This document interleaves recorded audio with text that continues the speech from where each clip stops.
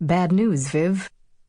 I hear Matt's voice, words anyone would dread, but a tone that's reassuring, light, apologetic. It's something unfortunate, sure, but it's manageable. Anything truly bad, and his voice would be heavier. He'd use a complete sentence, a complete name. I have some bad news, Vivian. I hold the phone to my ear with a raised shoulder, swivel my chair to the other side of the L-shaped desk, to the computer centered under gray overhead bins. I guide the cursor to the owl-shaped icon on the screen and double-click. If it's what I think it is, what I know it is, then I only have a bit longer at my desk. Ella, I say.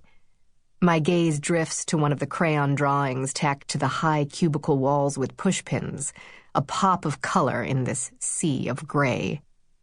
100.8. I close my eyes and take a deep breath. We've been expecting it. Half her class has been sick, falling like dominoes, so it was only a matter of time.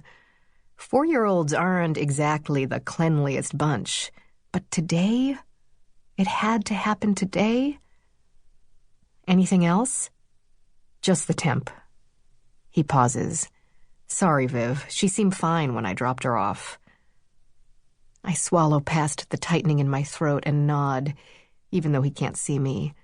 Any other day and he'd pick her up. He can work from home, at least in theory. I can't, and I used up all my leave when the twins were born. But he's taking Caleb into the city for the latest round of medical appointments. I've been feeling guilty for weeks that I'll have to miss it, and now I'll be missing it and still using leave I don't have. I'll be there in an hour, I say. The rules say we have an hour from the time they call. Factoring in the drive and the walk to my car, it's in the outer reaches of Langley's sprawling parking lots. That gives me about 15 minutes to wrap up work for the day. 15 minutes less leave to add to my negative balance. I glance at the clock in the corner of my screen, 7 minutes past 10, and then my eyes shift to the Starbucks cup beside my right elbow, steam escaping from the hole in the plastic lid.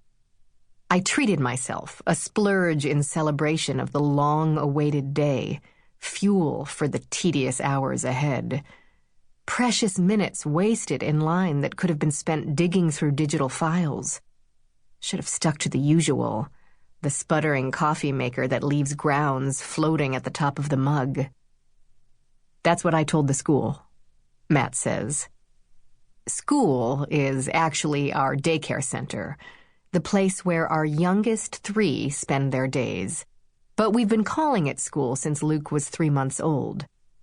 I'd read it could help ease the transition, lessen the guilt of leaving your baby for 8-10 hours a day. It didn't, but old habits die hard, I guess. There's another pause, and I can hear Caleb babbling in the background. I listen, and I know that Matt's listening too. It's like we're conditioned to do so at this point.